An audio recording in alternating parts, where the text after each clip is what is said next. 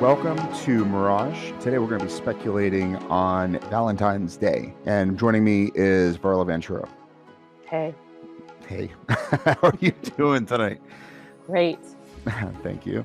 Live from New York. So, what are we going to talk about? Okay, so I was trying to keep it the love theme, but with Well, yeah, I mean, but Valentine's Day, I mean, we could start with the idea of what in the name of God are those little babies in diapers with the arrows? So, right. Cupid. I just saw a card today that said, "Who gave the fat baby the bow and arrow?" Exactly. I mean, what is a Cupid? Where does that come from? I mean, what is Valentine's Day in terms of that little thing? Yeah, I mean, okay, so I didn't really do a lot of research about this, but I'll just tell you what I know from folklore and sort of some of those creatures, because I mean, Valentine's Day is a pretty invented holiday, pretty modern invented holiday, and I mean, it's a sort of it's a Western Christian thing, so it's not like this old. In the past, you and I have talked about the overlap of some of these very important and significant sort of like pagan rituals that have been overlapped with modern Christmas or, things like that. We talked about that last time. I think we did our little Christmas show. Mm-hmm. But Valentine's Day is way more modern than that. And so I think there are significant pagan holidays in February. In fact, there's Lammas or Imbolc is also what it's called, and it's sort of like sort of a turning of the time, festival of light. You also have Mardi Gras and Fat Tuesday and all that stuff kind of appearing around. Is that in February? I never been. Yeah, it's like right Mardi now. Gras. Like Oh, Fat Tuesday is like, I think it was this week. Obviously, I didn't partake in the donut tradition of Fat Tuesday, I didn't even realize. but then you was a have donut Lent, and so tradition. there's you didn't know about the Had donut donuts. tradition? Maybe I did have donuts. So apparently, there's this like really, I can't even remember the name of it, but there's a highly coveted Polish kind of cousin to the donut. I think it's called a pasty. I don't know if you've ever heard of that. But Mm-mm. it's real big in Chicago and other parts of the Midwest, probably where there's a larger kind of population of Polish immigrants or descendants from Polish immigrants. And it's this thing, I didn't know about it until this year, that around at Fat Tuesday, you get these giant, delicious, greasy pastries and gorge yourself on them because What do they call them down in Louisiana? Beignets, right? They look Yeah, I mean, exactly. it kind of sounded similar to that, like a fried donut, and so rather than kind of what we think of as like a Dunkin' Donuts kind of donut. I'm looking at it. They look exactly like beignets, But except beignets, okay, so that makes a lot of sense. So basically, you just stuff yourself with those, Mhm. and then you repent the next day. except these are like covered in Powdered sugar. Yeah, cinnamon. And they're Oh, well, stuffed there. Okay, so with there's your Polish raspberry. twist right there, right? The cinnamon, is that Polish? I don't know. I mean, I'm just saying that maybe that's the fundamental difference between a beignet and a pasty. I would imagine these are a little heavier. Beignets are really good, right? Yeah, beignets are amazing. There's a reason you want to like eat a ton of them. Mm-hmm. So I, not being Catholic, have never participated in Fat Tuesday or Lent, in none of the gorging and repentance and fasting that happens after. But I know that these are, I'm sure, just a small part of the traditions, but still part of the traditions. But I don't think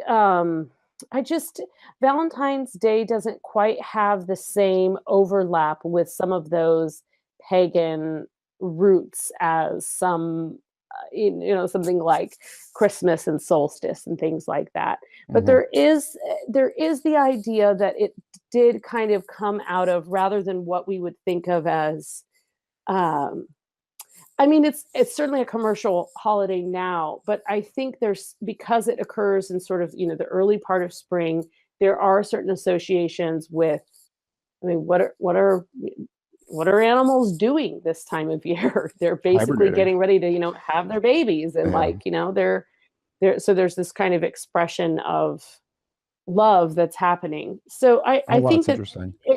and I think that it sort of has its origins in like England and early America, where perhaps the climate lent itself to mid February. I don't think it was always like a love day is something that numerous poets and politicians over the years have said, let's have an official love day. In fact, I think there was even like a Simpsons spoof where they declare it Love Day, and Marge promptly goes to the Hallmark store and buys all the love stuff, and Lisa's just like, hey, this is a made up holiday, right? Like, they just made this so you would buy up all the leftover Valentine's stuff. What is embolic? IMBOLC.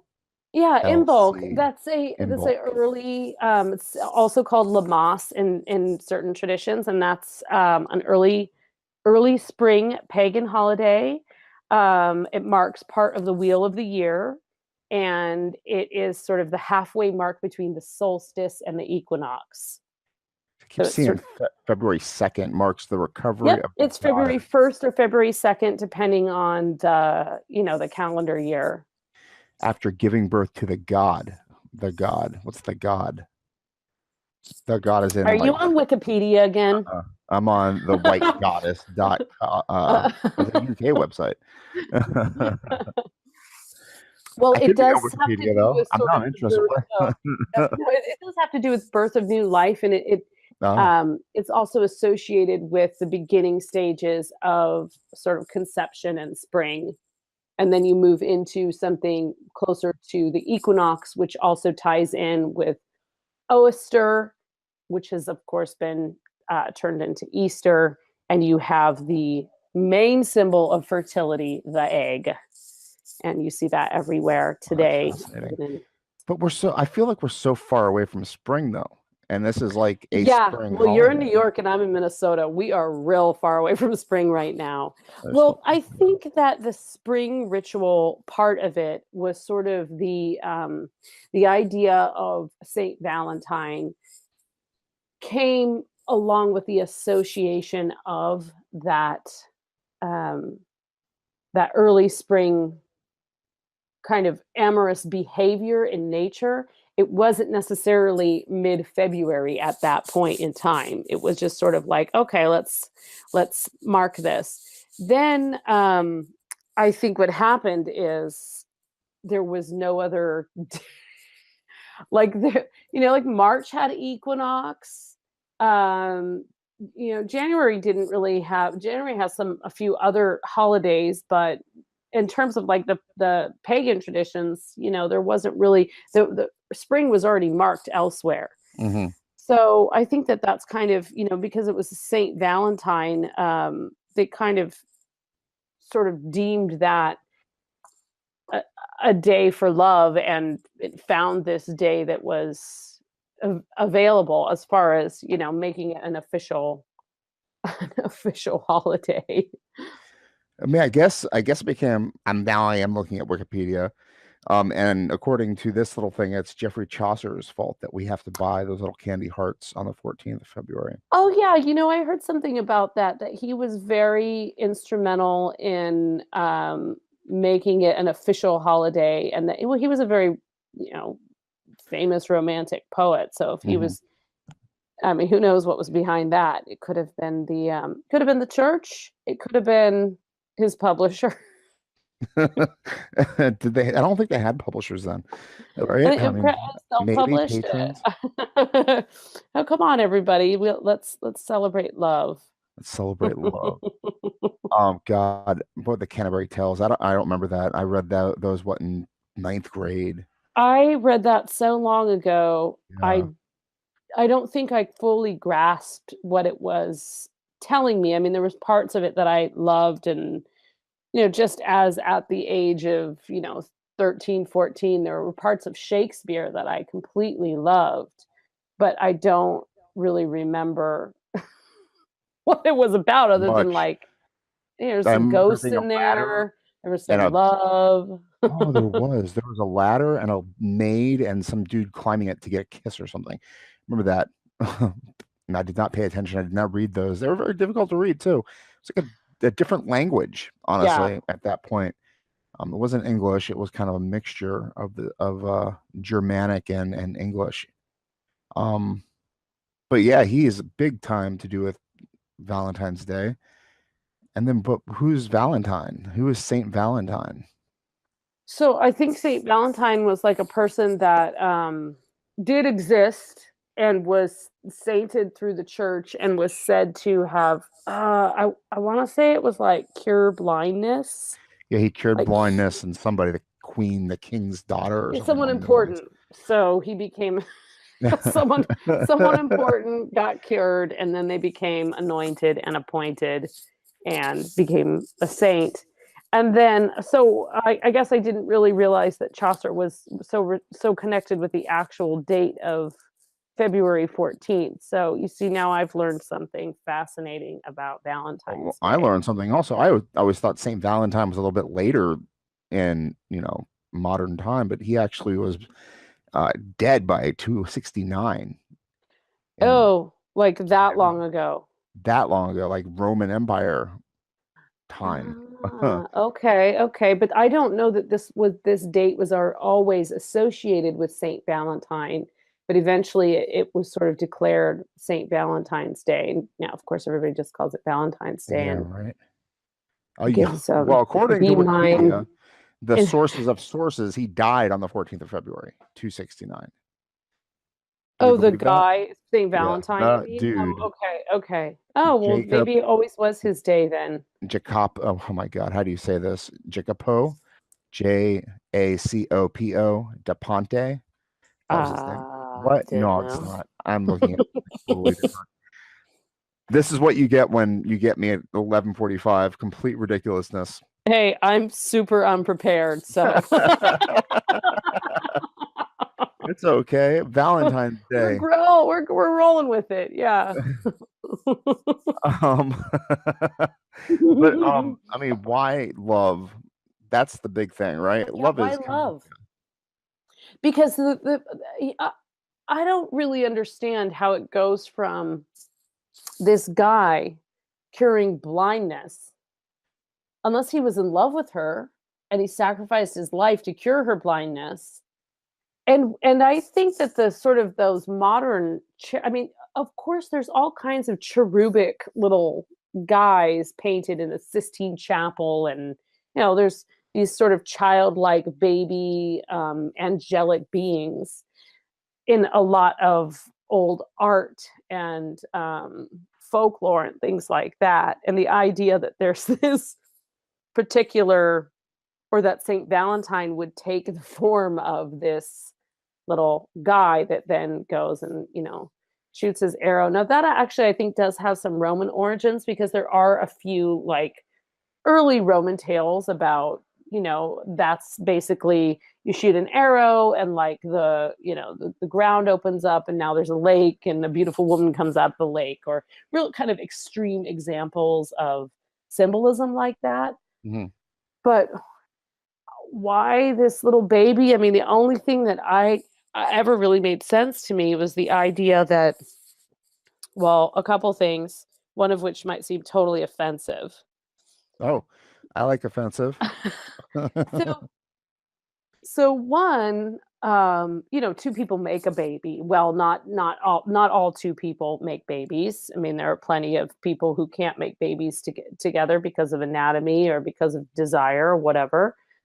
But I think the idea that love turns into this other being, that might lend itself to that conventional idea of a baby looking cute, like a Cupid being a baby, trying to kind of paint this very heterosexual, like, this is what's going to happen when I shoot you both in the heart. You're going to have this cute little baby to thank, and you'll look down at your own cherubic baby one day and think, oh, Cupid's arrow touched our hearts. But the other, so But you know what else though? that's It's not even the actually part offensive of part, Brian. it. What that is not the offensive part. Uh-uh. Okay, okay, I'm ready for it. Well, the other idea I think is that because so much of the Roman Empire was built on we have, of course, Roman mythology, which is very extreme in its origin tales. Do you like how I put that word in there for you? Hmm. and then, and then on the back of that, you have this powerful Catholic Church and the Roman Catholic Church, sort of superimposing a belief system on the back of this already like thriving empire, right? And so much of that was fueled by childless men. So I'm thinking if you're a childless man, you're painting children around you because either you don't understand them and so you sort of fetishize them. And I'm not trying to get into like Pedophilia. accusations of Yeah, gotcha. misconduct. I'm just saying there's a sort of a disconnect and a heavenliness about a child, especially, and you know this, I'm sure very well. Before you have children, it's it's not hard necessarily to like connect with children and understand children, but it's a little something kind of happens when you have a child that kind of connects you to that world in another way. And maybe it's because you have to change diapers. So they're not so cherubic and, Yeah, you know, they're kind of gross sometimes. So you yeah, kind of get like brought down to earth and you're not looking at them as these heavenly specters. So I've thought about that aspect of like, why are these angelic sort of um, kind of guardians that accompany the saints and the God over watching everyone are these sort of cherubic entities. And then I of course I also think about the connections between children and the afterlife and children and the paranormal and children and the folklore and fairy world and how connected they are to all of that. So for me it just sort of keeps going down that slippery slope. But I mean, I'd love to have this conversation staring up at the ceiling of the Sistine Chapel and see right. how I really how I feel in that moment because I'm sure it's quite awe-inspiring and can is meant to invoke the heavens in that way. But I do think that there's this, very removed understanding of children and what they are and what they represent in some of that idea and the this little winged thing. But it also reminds me a little bit of some of the fairy creatures that I've written about and read about, that are kind of I think mischief that makers because Cupid is often depicted. I don't know why, but I keep seeing like mischief. a Bugs Bunny Yeah, cartoon. that's what I'm looking at here is erotic love. I mean, mischief, getting up to no good. I mean, that's why Right? we kind of Like see the results being accidentally these bringing two cherubs. people together, right? Just like, Mhm. bam, haha, you had no choice in it. And that goes back to fate. And are we fated to meet one another? Do we control our fate? Does our fate control us? And according to Cupid, it's totally up to Cupid. Just like you can say it's in the stars, it's in the heavens, it's in it's astrology, everything lined up just right. It's magic, and no matter how much of a skeptic you are, and how crappy things might be going for you, there are things when you think about it. There are things in your life that you can't quite fully explain. Most of us have had one or two experiences where we can say, yeah, that was maybe we dismiss, okay, right place, right time. That's what we'll say. Right place. I was in the right place at the right time. But it could just be little cherubic weirdos with wings floating around, just poking us all with their sharp little arrows. I mean, it reminds me so much of these sort of mischievous imps and goblins that are, look, pinch you and then steal something and then run off, and their way of meddling, might be with like domestic items, but these kind of cupidy kind of guys are like out to meddle with your heart. So I think Mm. it's a probably a for meshing of the many rest of your different. life, as we just Yeah, discussed for the with rest of your children life. being Yeah. evil creatures that steal your freedom. And force you to conduct interviews late into the night Exactly. instead of during. Man, I am just surprised at how much this is kind of interlaced with Roman mythology, which, is kind of hand in hand with Greek mythology, which kind of works its way up north with Norse mythology. Of And they all course, yeah. basically kind of join together and form that pagan net of Yeah, that that the pagan net where Catholic they were Church kind had of to just erase. dueling at one point, it was just like, nah, we're coming up from here and we're going to come up from here. And it wasn't really until the introduction of, widespread Roman Catholicism Hmm. that real takeovers started happening. I mean, well, that's not really true because we had the Vikings, and the Vikings were coming down and warring with the Celts and trying to steal their sheep and their, rolling hills that didn't get snow and all of Celts had that the Vikings didn't have because they're Norse, they're up north, they're long winters and long bouts of famine and things like that. So And their religions are very similar to each other. Um, Valentine is actually still physically visible in a church in Rome. You can go look at his skull. You can look him right in the oh, eyes if you really? want to. Yeah. Wow. It's an amazing kind of connection to the And past, across I the guess. skull, their eyes met. Yeah, I guess. I mean, it doesn't clear up exactly why. I mean, it is Chaucer. He's 100% associated with it. And there was another thing that I read that was kind of interesting too. In terms of his day. Let's see if I do you know the Roman holiday Lupercalia? Yeah. Lupercalia. No. Lupercalia. That's a Roman pastoral festival observed on February 15th to avert evil spirits and to purify the city, Oh, interesting. releasing health and fertility, Fertility. right? Interesting. Okay. Okay. And the Catholic Church wanted to obviously claim that for themselves. So they Of took this course. That's dude that's their way. who was brutally murdered in 269 BCE and gave him the day before. Hey, You we'll know what? celebrate love on the He's 14th. mine. You don't need to But do it on the 15th you anymore.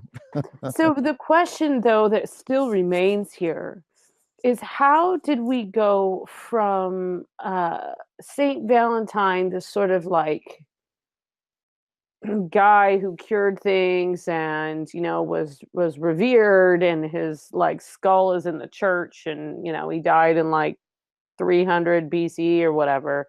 How did we go from that to chocolates and heart shaped, like you said, heart shaped candies and giving tokens of love? Like, what was it about Saint Valentine himself? I mean, you think of the word Valentine now and you think of a Yeah. heart automatically. But don't we see the same thing in Christmas too with St. Nicholas? Why do we associate St. Nicholas with trees and presents when basically all that dude did was rescue some boys and girls and put them in pickle barrels? You know what I mean? He did nothing more than rescue some kids, and he's got a whole holiday with reindeer and chocolates and cookies and Well, because it was turkey. a stolen holiday. Yeah, of course. So is this. Right. So is But this. then Well, how I did we mean, get from when so did so chocolates become because a thing, maybe though? all right, well, with Christmas, we've got the trees are, pagan, Hmm. totally decorating a tree, lighting fires. That's all pagan traditions. And so are the hearts, though, with Cupid, which is the god of. God, I So was that's just very looking. He's the. Roman to me, like the whole. Yeah, very, very much. Oh, so the culture went full circle without even Kind of. meaning to. Without even meaning to. Cupid is the god of love, right? The Right, but Roman god of love. what happened? Well, do they celebrate Valentine's Day in Italy the way we celebrate it here? Probably not. No one does it quite like Americans, I'm Well, I sure. mean, we're just trying to make as much money as possible. Yeah, that's the end goal.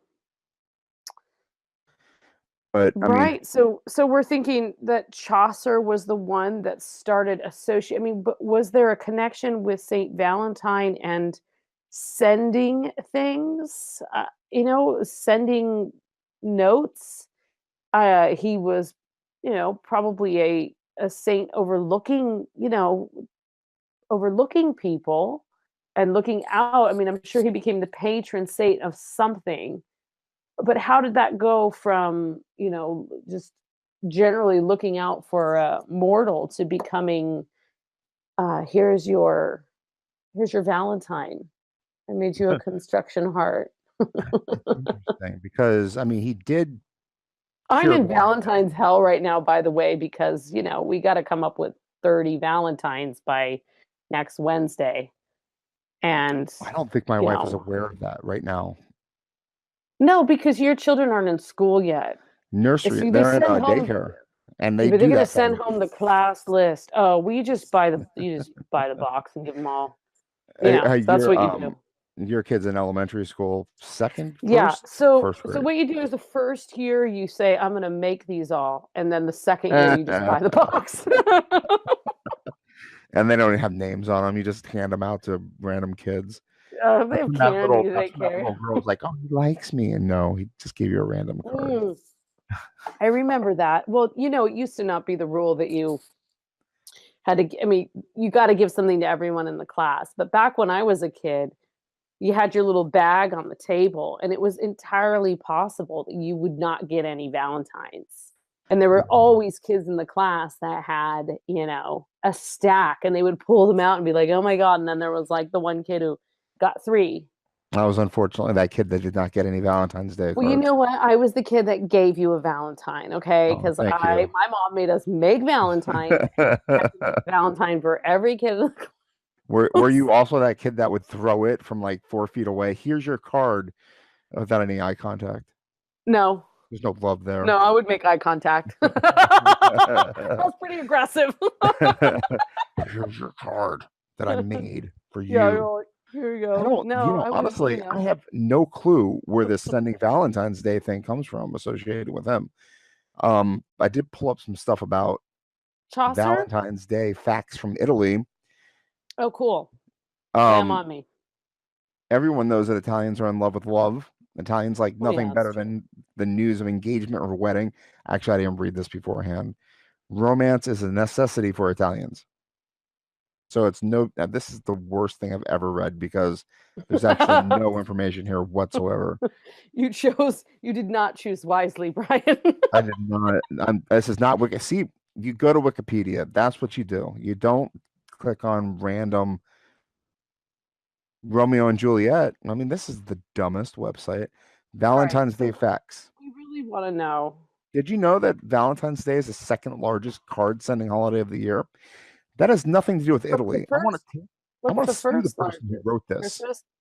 I just want to know Chaucer and Valentine's Day. That's what I want to know. I Chaucer. found that for you. Happy Valentine's Day from Geoffrey Chaucer on gotmedieval.com. Did you find it? I'm just scrolling through here. Okay, let's go with Dartmouth. It has an EDU, so that seems legit, right? What does a 14th century English, this is purely for our own amusement. What does a 14th century English poet have to do with the billions of dollars Americans spend every year on Valentine's Day? $14 billion? That's crazy. Asked the same question that we're asking right now, only she has an answer. I had an So answer her too. answer is that no one really knows. That's what the answer was? We kind of already knew that. So it says that he had a poem called "The Parliament of Fowls," Fouls, yep. which is about birds. Mhm. Explores the ideals of cosmic order, political order, and erotic desire, all dramatized in a raucous debate carried on by a parliament of birds. The poem ends with a song praising Saint Valentine, providing promise that even in the depths of winter, summer is not all that far off. Okay, so now we have our connection with Valentine's Day, spring, and that earlier in the year pagan festival of Lammas or Imbolc, in which we are marking the midway point between the solstice The and promising the spring is right around the corner. equinox. It's going to get Okay, light. It's going to get warm. It'll be good to go. So So did he celebrate write it with on the 14th? Is that what happened? in the French 14th century. Nope, that's not the 14th. I see 14th all over here. February 14th became associated with romantic love when the feast day. Oh, wait, I need to start the sentence from the beginning.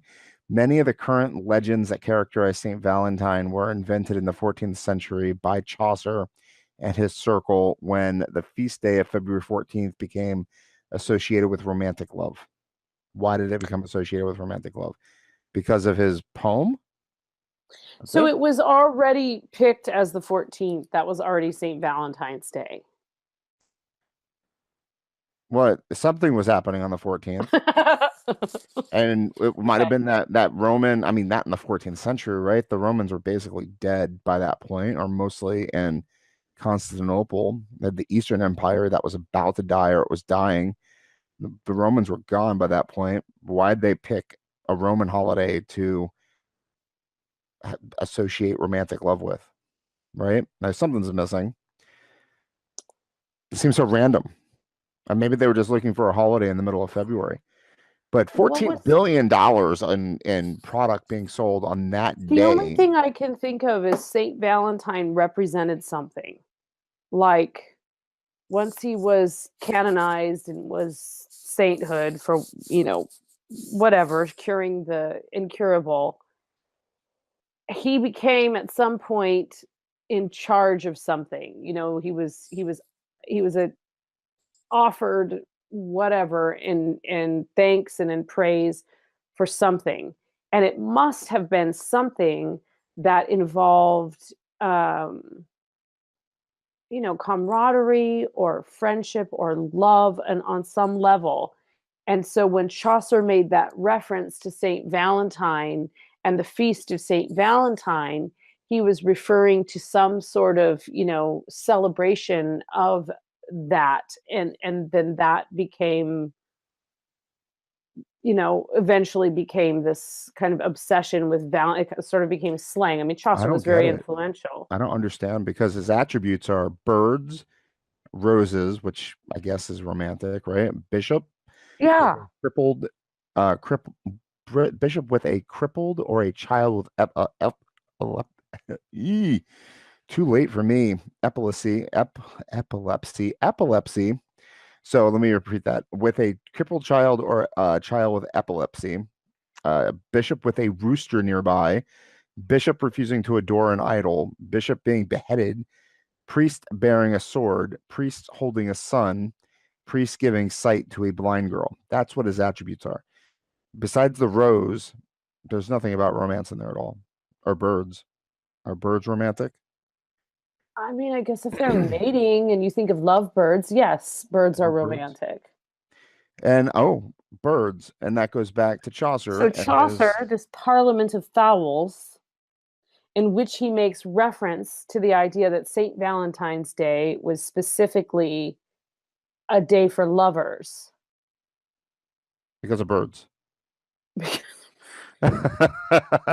So Well, I mean, birds, our you also answer have is roosters birds. too, which Our answer is birds. But I mean, it's mid-February here and it's cold as sin. And I have heard some birds lately, and I'm just thinking, what and how are you alive? One, and two, thank you. Spring, just that little tiny. If I close my eyes, I can pretend that all that white stuff on the trees are blossoms. So maybe there's something to that. I mean, but I don't know if February.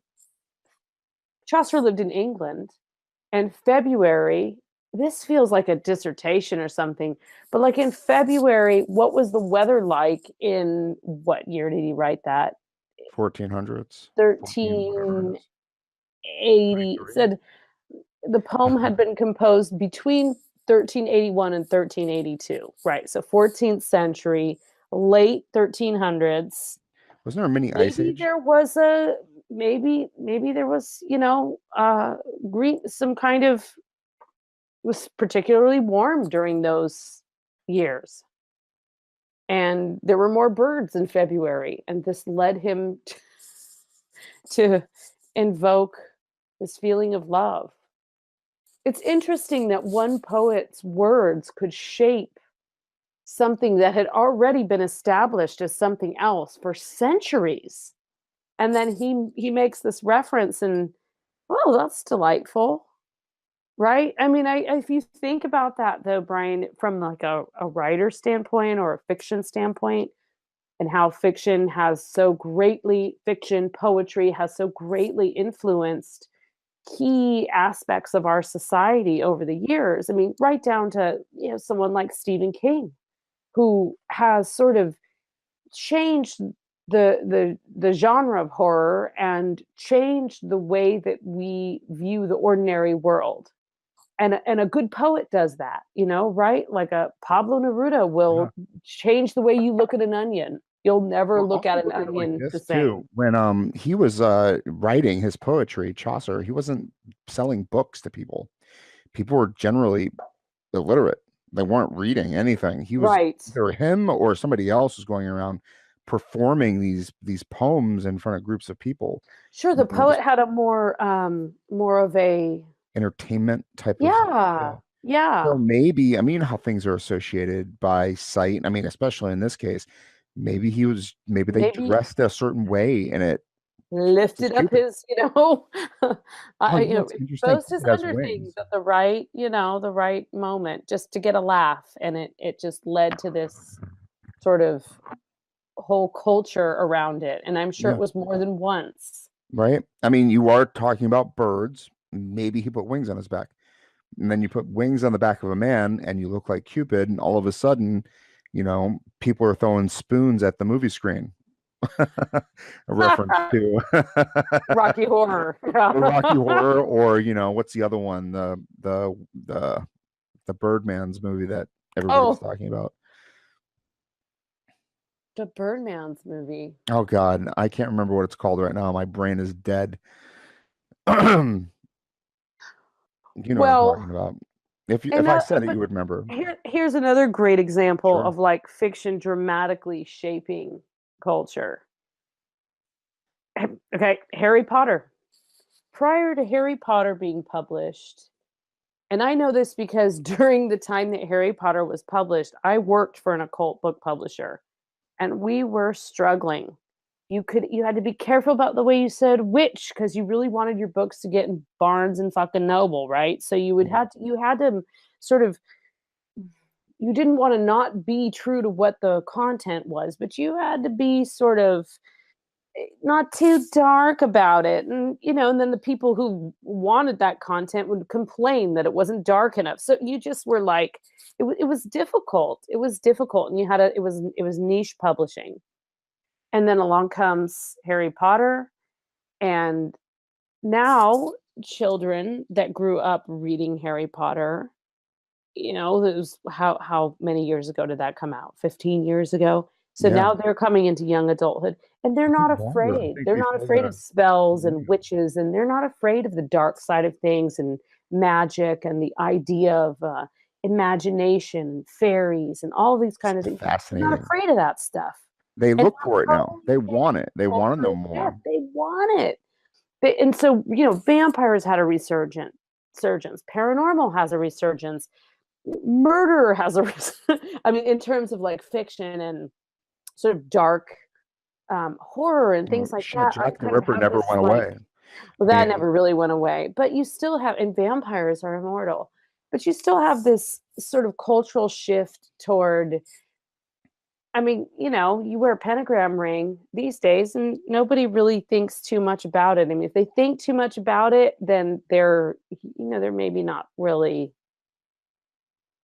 very, very wise to the world, shall we say.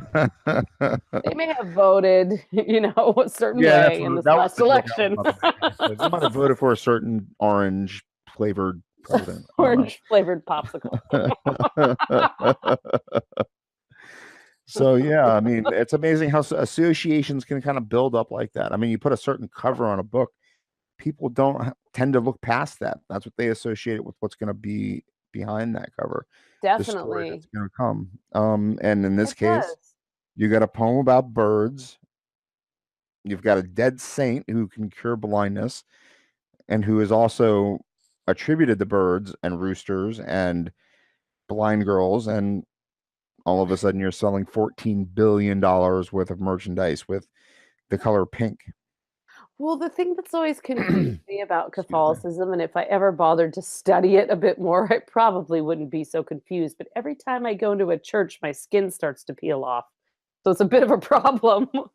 But there's a lot of overlapping attributes of this of the saints, right? So Saint Lucy's the patron saint of the blind. Simple. Okay, you see her depicted, she's carrying a plate of eyeballs. And it's this very sort of graphic story. It's like, okay, there's St. Lucy. Got it. And then now you find out St. Valentine is kind of not the patron saint of blindness, but he did some blindness curing. So then it's like, oh, all right, now I can't keep it straight. Like, which guy is in charge of what? And, okay, I'll just accept that this person is in charge of love. And I I guess, think the right? I idea mean, of like a cherub or a but you cupid also have to is, you also have to remember that he died on the 14th of February, which puts him one day away from the Roman holiday of oh, right, November. I right. mean, that just So makes there the could have connection. just been ongoing overlap there I mean, all along. we talked about this before with the Catholic Church trying to reclaim those pagan holidays. I Yeah. mean, they found the guy and they said this one, and they gave him a day right before the pagan holiday of. See, the Catholic Church has their Yeah. own romantic No, holiday, guys. exactly. I mean, like Christmas Day and, the birth of Jesus is supposed to be on the 24th, right? Like going into the 25th, like he was following these stars. And what solstice, which actually changed because the calendar was on the lunar calendar. So the actual day of the solstice would change slightly, was always between the 21st and the 25th. I was going to stick this right here and see if anyone notices. And then they can't celebrate this other thing because they're obligated to celebrate what we just declared, or we will jail them or burn them or, punish them with taxes. So what do? You're a pauper, you're a pagan, you're not the ruling class, and you're gonna go to church, maybe without shoes on. Also, there's nothing really much else to do either. I mean, in terms of entertainment, that had to have been pretty much your week. It was probably warm and it smelled good, and there was bread and wine. Free food. There was It probably was free free food. food. There was definitely free food. You That think is so? how you get them off Right. out of the fields, stop toiling for this day of rest, and Oh, that's eat up. totally true. My favorite beer is a Trappist beer, which is made by monks. Trappist monks, Yeah. and yeah, I mean, patiently this in the makes, hills. yeah, it's really good stuff. And it's almost dying out. I mean, that's how old it is. I mean, the Nazis did a really good job of almost killing it. Um, Those fucking Nazis. those Nazis, man. I know they're making a resurgence. What else will kill? Our Uh, spirits. yeah, that's happening. Well, that's not them necessarily. That's No, certain other people are killing our spirits. no one can kill our spirits. Our spirit shall remain. So I mean, what do we have here? We have St. Valentine's, who is just a random guy who was killed on the 14th of February, who has nothing to do with love besides being unfortunately murdered the day before the holiday known for love in Roman times. Chaucer potentially wrote a poem that was performed over and over and over again for a bunch of illiterate people, and it became associated with this patron saint of birds somehow. Right, because he referenced St. Valentine's feast in the poem. He actually makes reference to it at some point. And then you have a fat baby with wings. Well, are we confusing? I don't think Cupid is the same thing as a cherub. How did that get the connotation that it did? I don't know. Cherubs are Most different, cherubs aren't have, they? because most cherubs are fat babies with wings. Right? But Cupid's not a fat baby. Isn't Cupid a fat baby? I always thought Cupid was a fat Like baby. cherubs are fat babies, and they do have wings, and They're winged angelic beings described in biblical tradition as attending on God. That is represented in ancient Middle Eastern art as it is represented. Why? Can I not read, or is this dumb? So they're different than Cupid. Cupid is the god of love in Roman So he's mythology. like a young guy with wings then. Cupid, yeah, he's a hot dude Well, that walking makes around sense with why no clothes Cupid's on. associated with St. Valentine's because he's all Cupid, about getting it on. well, I mean, his holiday's right after the day that Valentine died. I mean, that's the only thing I could think of. Right. That's exactly what happened, right? It's well, I mean, not exactly, but you got Cupid. It's this day when basically the Romans are like, all right, Cupid's day, everybody get it on. Get And it then the on. Catholic Church is like, hell no, this is No, gonna send end. cards and eat candied hearts. It's St. Valentine's Day, the pious.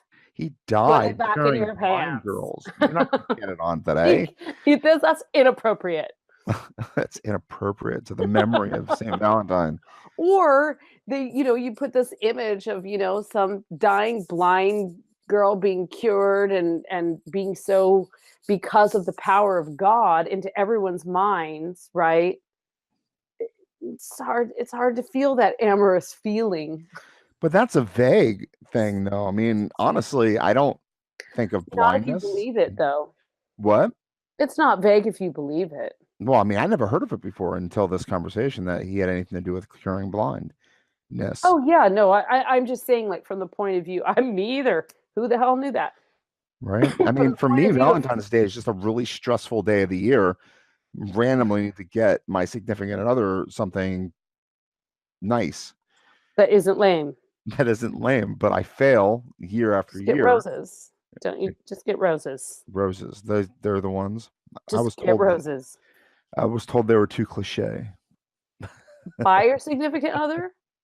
Yeah, she doesn't like Okay, roses. don't get roses then. But do get flowers. Diamonds. Diamonds, yeah. Every girl likes diamonds. Blood diamonds, baby. This diamond was returned to the stock by a man with no feet. No, it's horrible. God. It's Pretty amazing how sure a child diamonds. mined this. What's that? Hope you enjoy it, babe. This was pulled from the dirt by a slave in Africa. It's horrible. What a horrible thing. Just rocks that are basically have no value except for like what lasers. I don't know.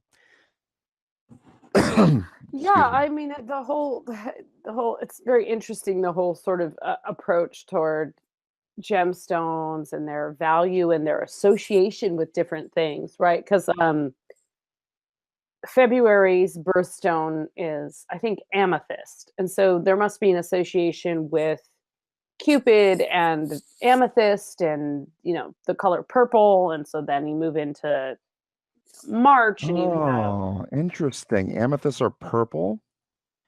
oh Wow. my God, you need so much help shopping for your significant other.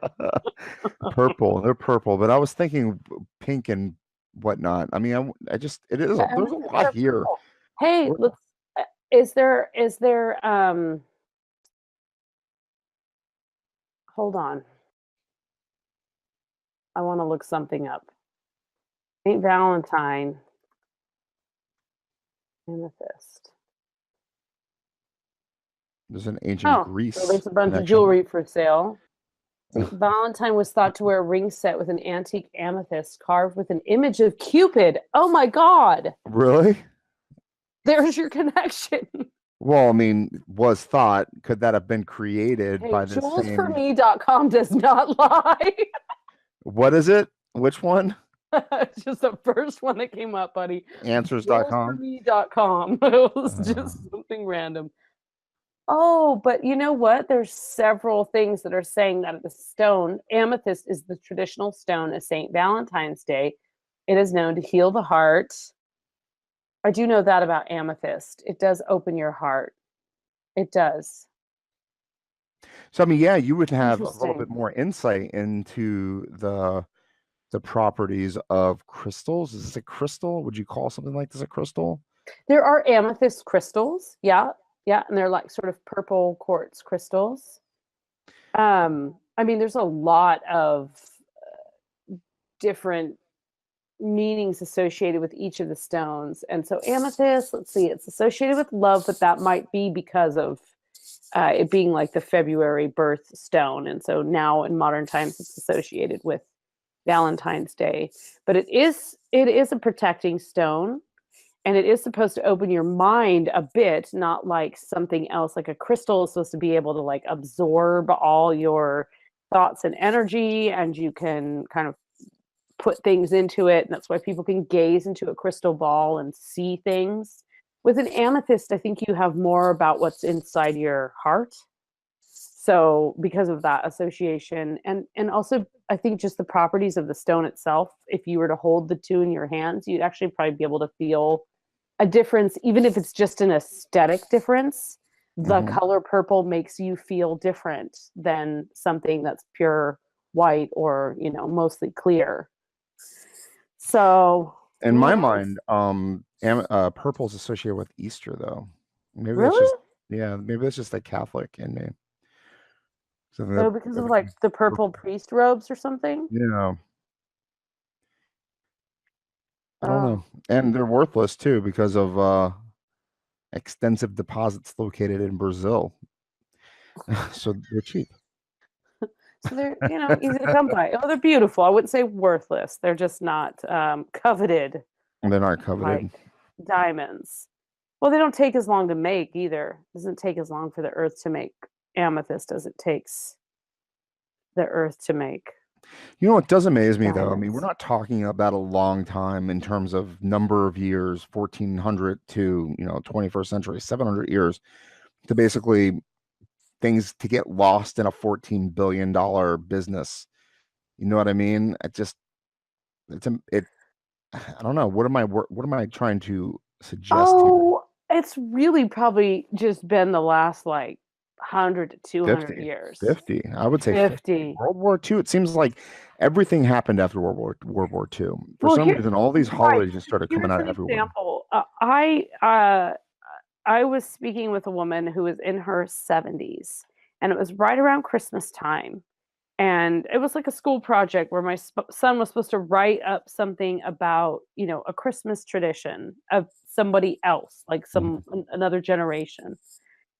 And, it's kind of like, well, what did you get for, what was your Christmas tradition? What did you have? And she said, and she didn't say it like I feel sorry for myself. We never had anything. She said Christmas was when I was a kid. Maybe your mom knitted you something, and Mhm. you got one toy, and everybody sat down together. But it wasn't this big kind of thing. I mean, it was more just about kind of having a day together. And she said we really didn't have a everybody send each other cards and all this kind of stuff. So that was probably in just pre World War. Her childhood was pre World War II, just sort of in the 1930s and early 1940s. I guess World War II was probably raging at that point, but not the US hadn't been involved. And it was just sort of interesting and a real just reminder to me that that's not that many generations removed, one generation from me, and it was dramatically different. When I was a kid, it was way more commercial. And that's a leap of what, 30 years between us. Mhm. So in that period of time, and you're right, I mean, in the after World War II, when there was all this scrimping and saving and scrap metaling and rationing, you had plastics boomed onto the scene, nuclear energy boomed onto the scene. Oh, I know what we can do with that atomic bomb that we dropped. We'll put it to good use. And then there was just this sort of movement in general, at least certainly in the United States, to be kind of this nuclear family and have this, Mhm. there were all these houses that were built and there was just more. We needed more. We needed our nice lawns. Maybe we were just trying to patch over the pains of war. I don't know. I mean, what happened? World War II really kind of saved our country. The Great Depression was raging before that, Yeah. and the manufacturing just kind of really pulled us out from the brink of destruction.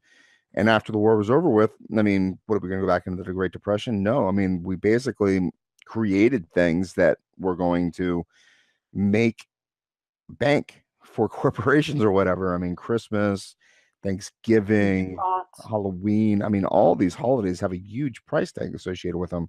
Sure. But you also need a distraction from, I mean, while I World was War thinking II distraction saved our too, but country I mean, if your financially, but brother Ted died in World War II, you don't really want to exactly. be you You don't know, want if to be your brother, reminded by that. or the extreme horror and how World War II broke the world in so many ways, it's not that surprising that at least the initial antidote to that was, we are not going to talk about that. We are going to play. Let's just play. Come on, kids. Let's just Let's play. play. We got Yeah. this. We've got that. And spend We're money. gonna we're Play going and to spend money. show everyone that this is what America does. We've got the money. We've got our new cars, and this is what we're going to do. Yeah. And then, of course, what happens after that? The '60s, 60s, 70s. when all the Yes, right. children of those that grew up in those environments were like, "Well, that sucked, parents. We just want to hang around with no clothes on and do a lot of drugs. What's up with you, squares?" And No, then you man, have their history. I children mean, who are horrified by that if behavior. you look at it, the way Cycle things are continues. disconnected, it's amazing. Meanwhile, we still have these kind of associations and connections now, to the point that it is today, just the commercialism and the way that things drop out of the store and then they move on. I mean, I had a hard time finding Valentine's. Just I hate to break this to you and your significant other when you got to go looking. But I'm looking at the aisles and it's like cleaned out. And I'm thinking, I don't live in a high volume community. Where are all the Valentines? Well, all the Easter stuff is shoving the Valentines out of the way. I So was gonna there's say, I just bet there's Easter stuff out now. I bet there the bundles are. was, there was. I haven't even had a chance. What about all of us who are so last minute? Doesn't anyone think of us? Yeah, I don't know. I mean, it's good for them. They sold out, I guess. I mean, corporate America's got to show Good profit for them, every bad single for second me. of every day. Let me tell you, now I got to do now I got to run to 5 places or sit up all night cutting out construction paper art. I haven't been paying attention. I'm a horrible holiday person. I cannot stand them. They drive me absolutely bananas. I hate Oh, I Christmas. pretty much love all the holidays. Do I you? just don't like to rush them. I always feel a little rushed. It's like, oh. And Well, I I mean, think it there's amazes me. You have such a great grasp of the tradition of the holiday itself, from all the way back to pagan times too. I mean, when you're worshiping Christmas or whatever, there's so much associated with it. It's not just about a dude in a manger for you. I mean, that Christmas conversation that we had was pretty miraculous. well, you got to have a good troll. If you don't have a good troll in your Christmas rotation, you're really missing out. Yeah, well, I think that that's just over time. I've begun to, when I was a kid, even a very young kid, like 7, 8 years old, I was already reading about folklore and magic, and it was already making impressions on me. And I found that I was very attracted to folk tales, and not all from one particular place in the world or one belief system, but folk tales in general, and the connections between those. And so, because I think I have been reading them for so long, I start to see, now I'm in my 40s, I can finally see a lot of the threads and the connections. And that happened big time when I wrote the fairy book, because I had to start pulling all my thoughts over the years into one place, and probably got 2/3 of them on the page in time. But I started to, and then even after the facts, wait, I should have added. I mean, this is sort of endless thing where you can keep finding these connections, and there's the Easter eggs all in all these old books where you Hmm. find something. And for example, tonight, before before we were going to talk, I was thinking about this book, this Richard Le Guillain, The Haunted Orchard, about this woman who falls in love, or this man who kind of sees this woman in the orchard walking around, and she's dressed like a bride, and he's quite taken with her. And I get this old book I have of Victorian ghost stories. It's like totally falling apart. It was like mine when I was 12, and it's stained and just the spine is broken.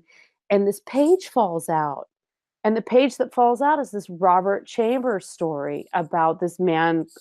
It's called The Bridal Pair, and this man falls in love with a bride, with a ghost, basically. And as I'm looking at that, I realized that in this book are several authors that I had read about and researched later. And I, sort of flipped it open, and including this guy named Sabine Baring Gould, who wrote all this stuff about werewolves. And I flipped it open and realized that there was a short biography there. And I was like, God damn, I did all that research. And I had this book right next to me the whole time that gave me like 3 clues about who he really was without having to spend 2 years researching it. So it's just kind of little things like that, or there are these little Easter eggs where a lot of these books are actually connected. So I love to think of that kind of magical library where this book floats off the shelf and then lands underneath. So anyway, this page that fell out was of this story, and it had some information about the writer that I guess I read it when I was 12, and I didn't really retain it because I read it and it seemed new to me. What are you working on now? So I just approved the last stage of the manuscript for a book called Varla Ventura's Paranormal Parlor, and that's a lot of work. There's ghost stories in there, haunted places, and a bunch of really cool stuff about women and the occult and sort of the early spiritualist movement and the use of the Ouija board as a means for women to sort of get ahead as writers and performers in Victorian society and So late in prove the manuscript as in that's getting out there then. Yeah, so that will be out in June, I believe, is its current publication date. June or July. It says June 1st on Amazon right now, but the publisher actually told me July 1st. So sometimes the book's released a little bit sooner.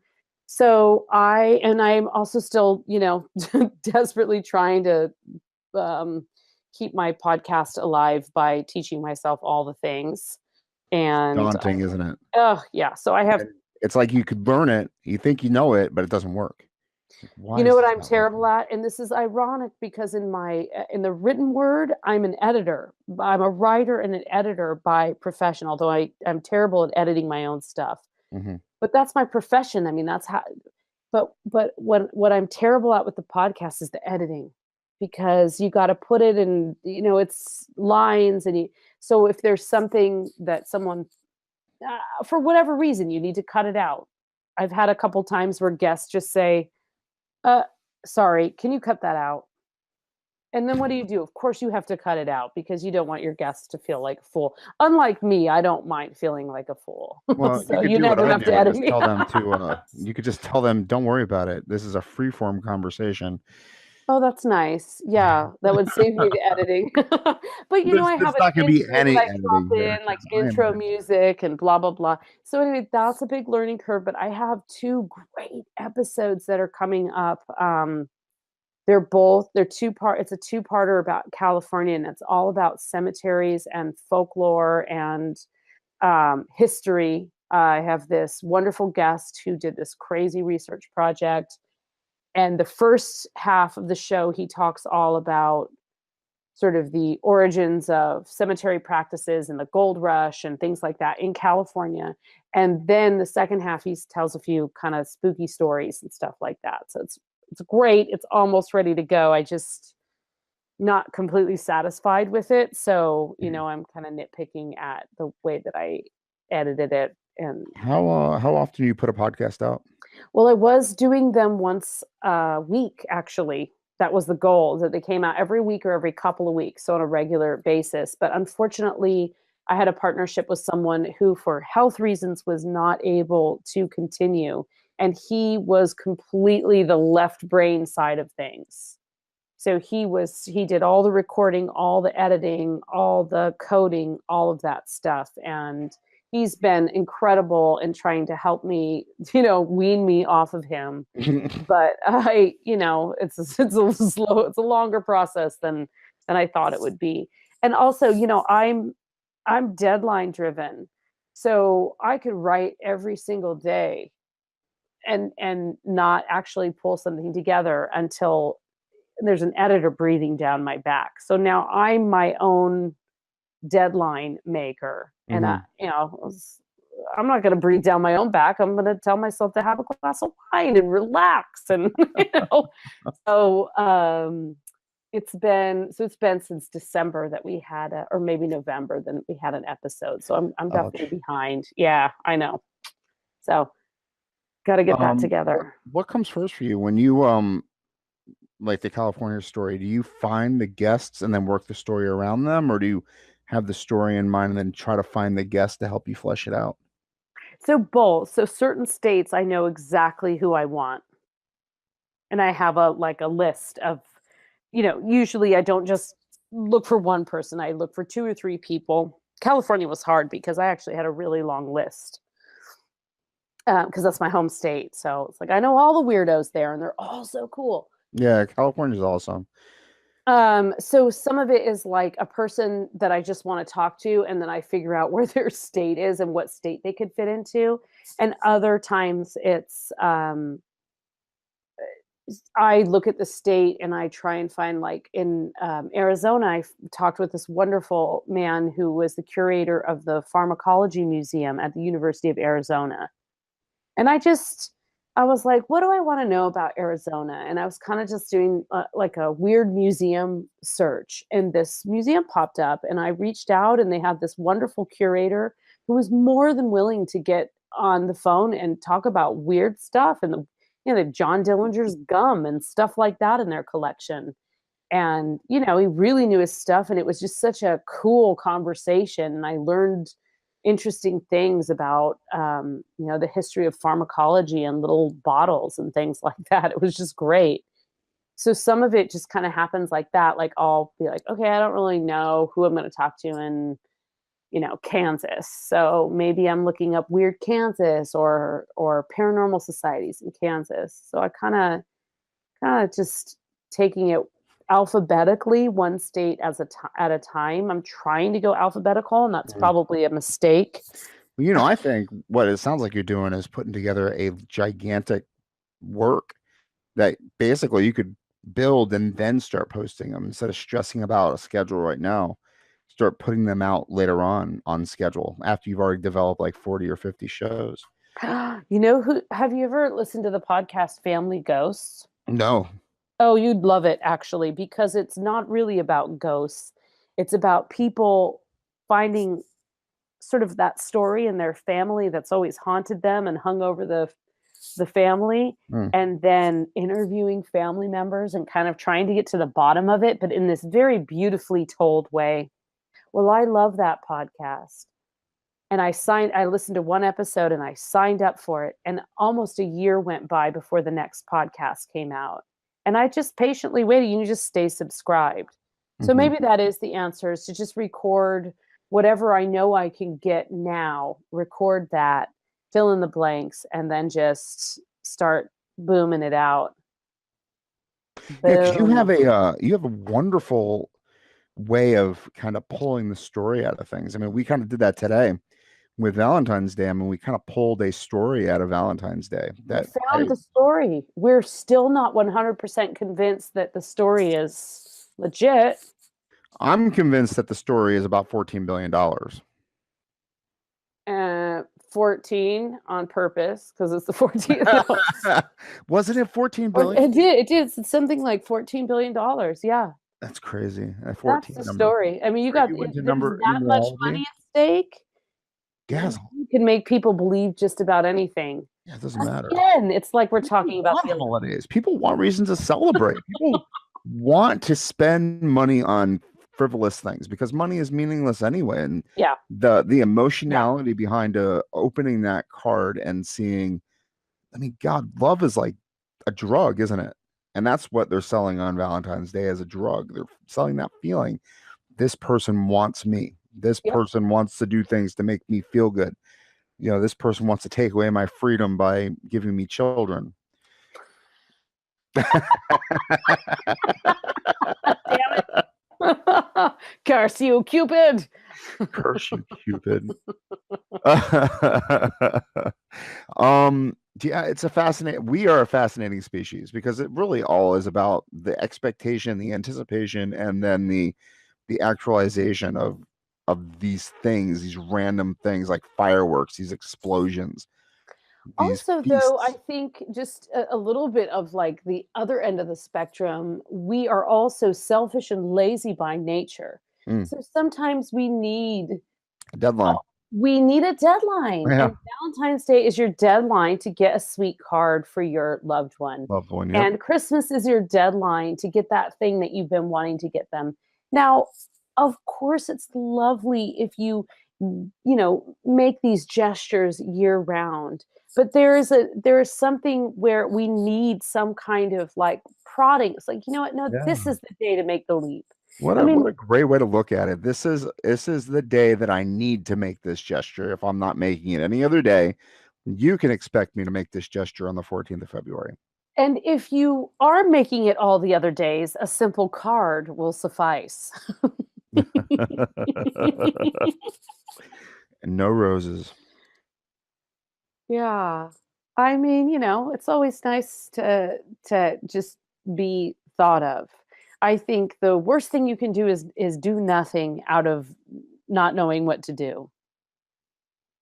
That's That's true. a bad move. Don't do Indecision's always nothing. bad. Yeah. So, I'll tell you So that. I know that there's more. I know that we could dig deeper. I mean, it's hidden in illiteracy. It's hidden in just the muddling of commercialism. I mean, there's more to this story, and I mean, like we've discovered, there are scholars out there trying to piece it together and doing kind of a bad job of it. I just had a kind of a weird thought about if you think about a feast day or a celebratory day, and you go back to Roman times, or you go fast forward to modern times and look at like Day of the Dead in Mexico. Hmm. This is a week long, you're prepping and everybody's excited and you're looking forward to this thing, and you're dedicating a lot of energy and a lot of thought and a lot of magic towards something, really putting your energy towards something, even decorating the Christmas tree and that anticipation.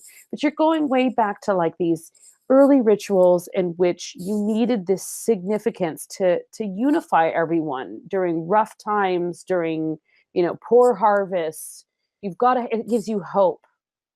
And in many ways, while you know our stores and our sidewalks and our displays are all littered with hearts right now, maybe that's what we really, really need to see. And so it's grown to be a $14 billion industry because we are grasping for this community celebration.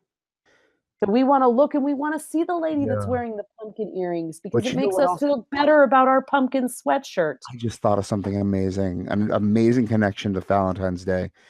You're in the middle of winter. You're in a, Cold as fuck. it's cold as fuck outside. It's dark as fuck outside. You're stuck inside with these smelly assholes that will never go anywhere, that are bothering the living crap out of you. And on the 14th, you've got to show them that you love them. There you go. Halfway through the winter, you gotta, oh, okay, fine. Here's a card. Because you don't want to ruin it. You don't want to ruin it because when the spring comes, you're not going to hate them It's anymore. You're really going to just love them. cabin fever. It's going to end, and you're going to want them to actually wipe your own butt one day. So, Exactly. My wife promises that she'll wheel me out into the backyard and hose me down occasionally, so I need that. with your current arrangement, we're talking about the future here, Brian. No, I'm okay. I can self-care at the moment. Do you think that we handled the Valentine's Day to the extent that we can Yes. at this point in time? Oh, I think we've raked it. We've raked it over the coals. We've ruined it. Next year won't be on Valentine. It won't even be on the calendar.